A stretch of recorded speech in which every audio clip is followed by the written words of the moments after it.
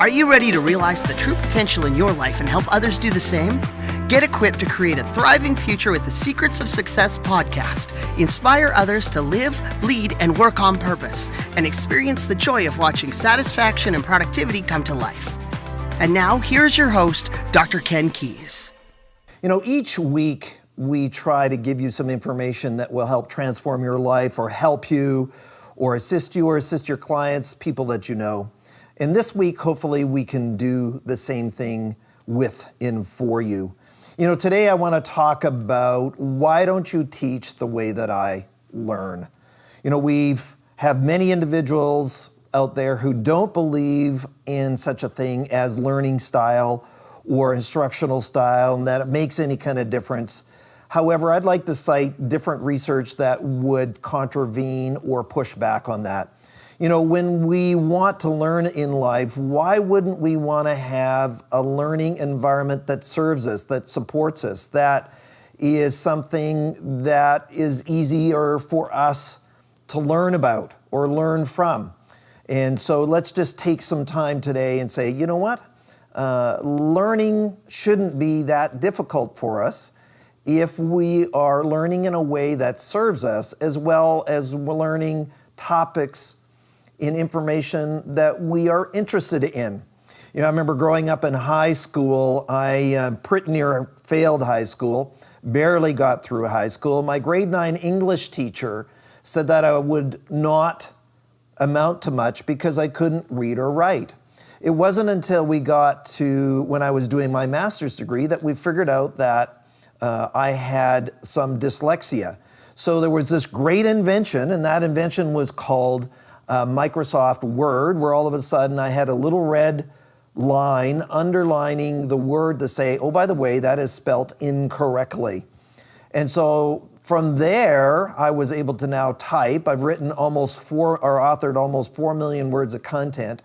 Who would have thought that was even possible for somebody who barely passed his English class in high school, and my grade 9 teacher saying that I would not amount to anything because I couldn't read or write. Now back then, we didn't really have a lot of feedback as far as learning disabilities or learning conditions, and that's really not what I'm going to talk about here today, but only to say that a lot of us, including yourself, or maybe even your own kids, where learning has been not a joy for them, and so we're made to feel inferior. We're made to feel like we're stupid.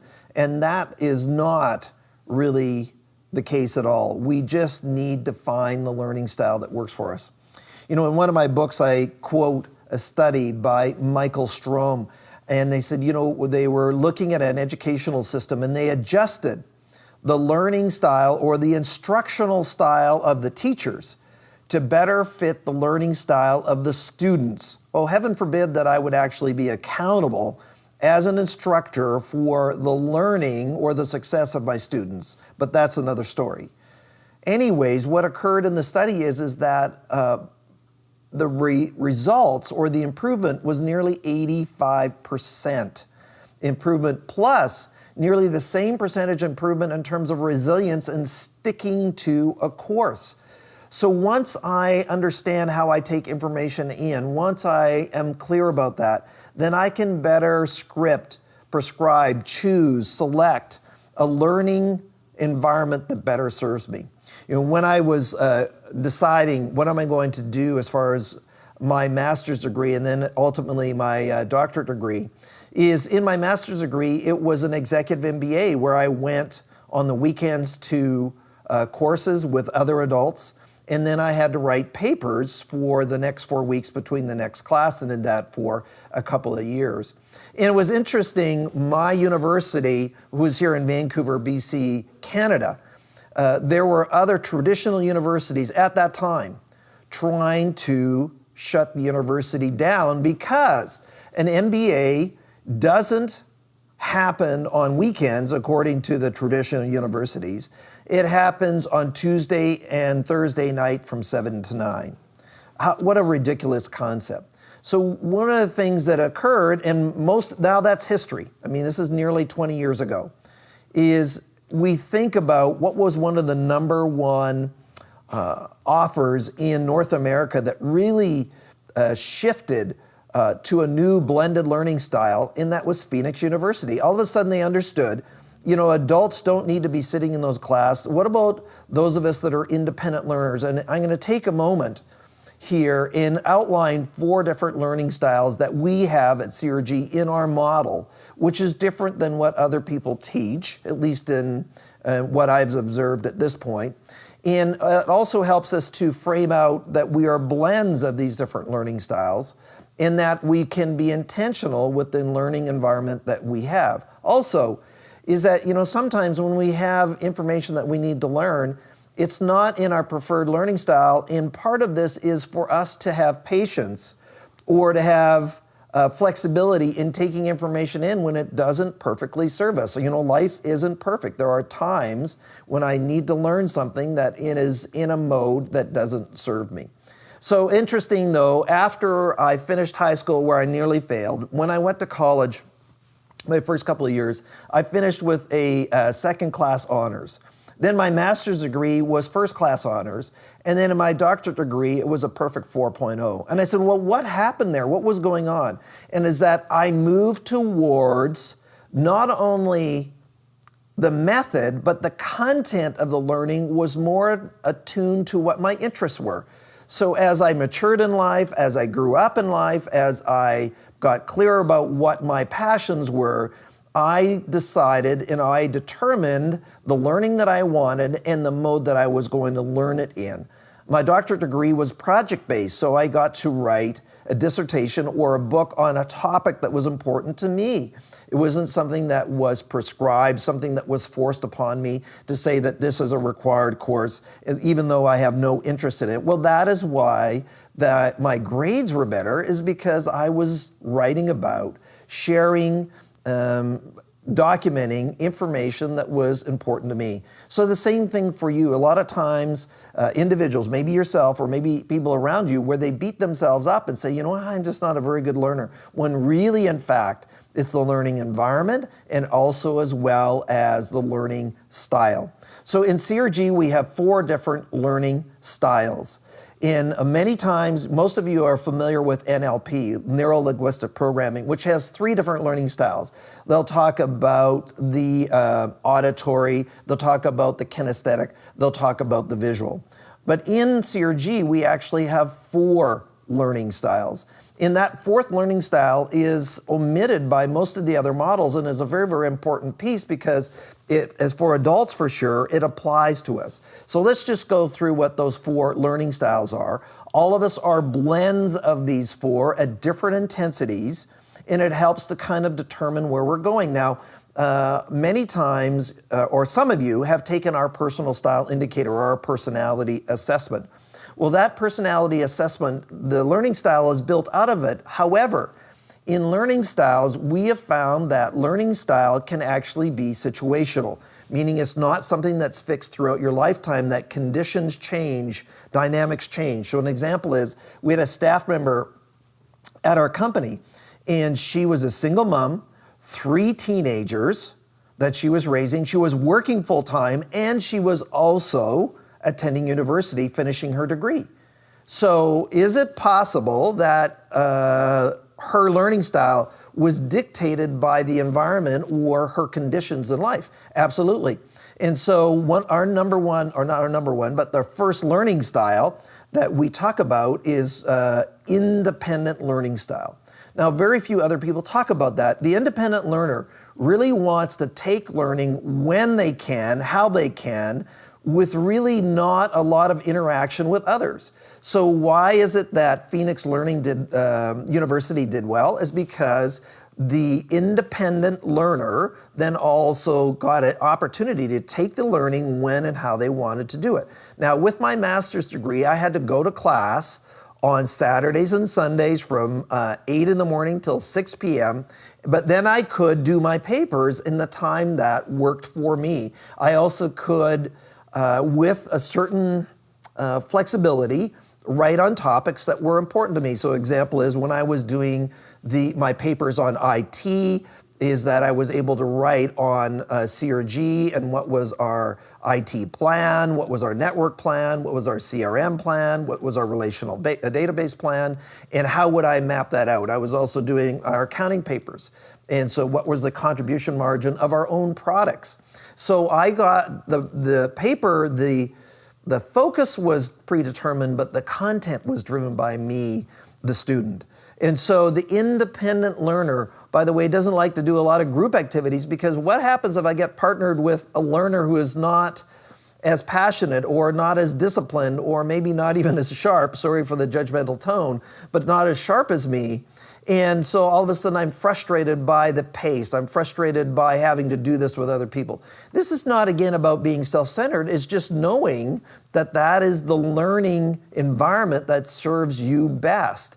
The other thing about independent learners is that they don't like professors that are too slow, that drag it out, that don't really have focus in their teaching, or an instructor that really doesn't have confidence, because they want to learn from somebody who is confident about their subject matter.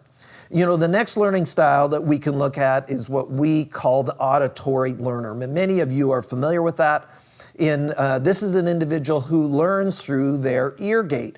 Now, they like group discussions, they like be able to have auditory sort of input, be able to hear stories, as well as hear from others, and be able to share different information, as well as this is linked to our interpersonal harmony, personal style indicator. And these individuals, if they're in a group environment, they don't like professors who are mean or critical or abusive or judgmental. They want to have a safe, supportive learning environment. And so a lot of times, if a professor is aggressive, if a professor is direct, they will shut down the learner. And a lot of times when we think about learning, it really is the responsibility to some degree that the instructor serve the different learning styles as best as they can. I remember we had a professor from a local university take our instructional style indicator, and he said, thank you very much. You gave me an in-depth report about how I tend to teach, and the fact that a high percentage of my student body were not connecting with me.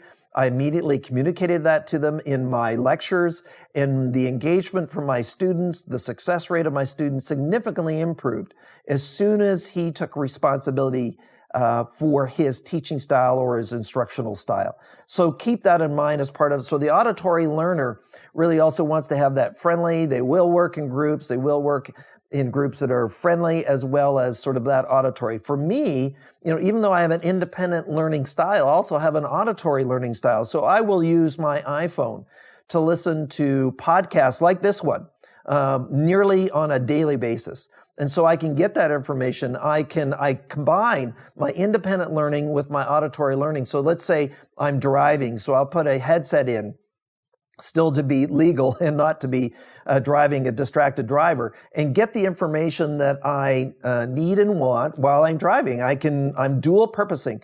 I'm independently taking information in on topics that are important to me from instructors that I appreciate their teaching style. The next learning style is what we call the visual learner, or cognitive analysis is what sometimes other people will call it. So the visual learner, they're the individuals that need to take it through their eye gate. I need to see it to understand it. They also need structure. They also need sequence. So if I am an instructor who is chaotic, who doesn't bring organization to my information that I'm imparting, then these students will disconnect from you. So they also like multiple choice. You also like the ability to have it all organized, that you don't want to get off track, that you don't want to waste time either, but waste time in terms of frivolous stuff. They also want to be marked fairly, meaning let's say you do 100 papers and you get or 100 pages to a report or to a paper, and you get an A+, and then somebody else does 10 and they get an A, then you're going to kind of feel put out that you did all this extra work for really not much more benefit. So a lot of cases is you want to be organized, put together. And so in some cases, I need to see it together. to get it. So these are individuals that need to read it. So you could read it in a digital format, you could read it in a printed format. Just hearing it is not enough for certain individuals. By looking at it, seeing graphs, seeing charts, seeing images, all of those combine to really have success for this learning style. And then finally, the last learning style is what we call the experiential. This is an individual that needs to do it to get it. Now, there's a certain amount of consideration or truth where all of us eventually need to do it to get it. So, however, give an example, let's say golfing, is that there are some individuals where they don't even want to read the manual. They don't want to watch the videos. They just want to pick up the club and start swinging. And then they are given instructions by whoever the golf pro is on how to improve their swing. There'll be other individuals who will watch videos, who will read books. Experiential learner, for the most part, won't. I just need to do it to get it. Many, many years ago, I had a chance to do speaking for Robert Allen and Mark Victor Hansen. And they wrote the book, 1 Minute Millionaire. And I was taking Robert to the airport after an event.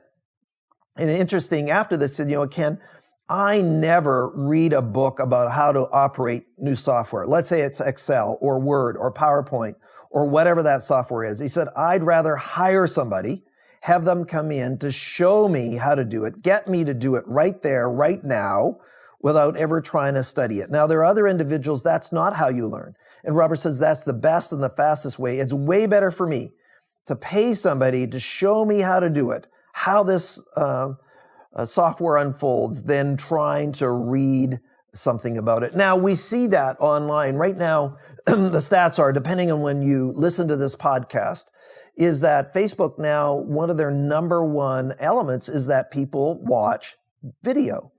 But one of the other things that occurs is that a very high percentage of individuals never click on the video. They watch the video and then they'll read the subtext.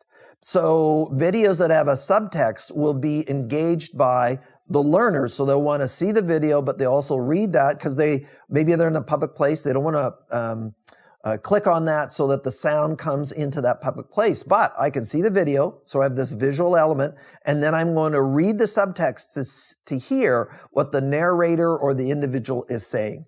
So things are constantly changing for us as far as learning. When we think about success in education, think about K-12 schools or universities, and think about experiential learner, independent learner, visual learner, or auditory learner. Which learning styles are best served by these institutions? And for the most part, there are some exceptions, but for the most part, it's the auditory and the visual learner. But one of the things that links into here, there's another component, and this links back to the PSI model, where we include introversion and extroversion as part of it. And our definition of introversion and extroversion has nothing to do with people. It has to do with their orientation towards the environment. And an extrovert, which is the independent learner and the experiential learner, they don't have sittability. Now, what does sittability mean? That means is that their body doesn't like to sit still, doesn't like to be compliant, needs to move to learn, needs to get up, sit down, move around, interact with the environment. So the auditory and the visual learners, which are interpersonal harmony and cognitive analysis, have sittability. So that means they can sit down in a seat, they can sit down in that school desk, not have to move. Their body doesn't tell them to move. Yet, if I have these independent learners and experiential learners, they will crawl out of their skin if they have this compliance where they can't move. And so why was I always in the principal's office in grade 6 and grade 7? because I wanted to get up and move, because sitting in a desk, not moving for an entire hour is contrary to my learning style. It's not that I was trying to be disruptive. It's just that the environment in education doesn't honor these learning styles. The other one is that I need to do it to get it. I need to go in my own pace. A lot of times what happens with kids that are acting out in school and university, it's true too, is the independent learner has got it. They're bored. They can't even stand listening for another moment because you're covering it for the fourth time. Stop doing that. Stop covering it again. I already got it the first time. And so your frustration as a learner, if you're an independent learner, it's legitimate. It's real. So one of the things when I was a school board chair, one of the philosophies that we brought into the school system that I was chair of is that can we look at the accountability to the teachers is around student success, not how good and how knowledgeable you are. I mean, how many of you have attended university and had a boring professor? You know, knowledge does not mean that learning's going to carry. I appreciate the fact that you're very knowledgeable, that you're a professor, but the word tenure should have never been invented. Tenure means that I'm not accountable for learning. Tenure means that I'm knowledgeable, but I'm not necessarily imparting the knowledge to my students in a way that they can consume it or the way that best serves them. So we should have accountability for success and say, well, you know, 3/4 of my class have failed my class information. Sorry for the stuttering there. And you know what that really reflects? A poor instructor, not a poor class. If 3/4 are failing, that really speaks to the instructor that they're not able to impart this knowledge. I mean, are we saying 3/4 of those students really don't get it? That they're stupid? I mean, we really should be backing off from that. So my encouragement as we wrap up this podcast is, and this is where my wife Brenda works at a university as an academic coach. She takes all her students through the study skills class, through the learning style indicator to help them understand what their preferred learning style is. And then from there, they put study strategies together that best work with them. You know, one of the elements is that Tim, my son, who is filming this, as well as recording this for our podcast, is we've figured out early on when he was doing his pilot's license, he liked to study with other people. So if we were doing a multiple choice test, we would actually be in the room with him, read the question, and then read the 4 choices, and then he would select it when he had practice tests. There are other individuals like my daughter who really could care less that we'd be around, would rather just study personally without anybody interrupting them. And there wasn't a right or a wrong, there was just a difference. So what Brenda helps the students to do is, you know, realize and recognize that everybody has a different learning style.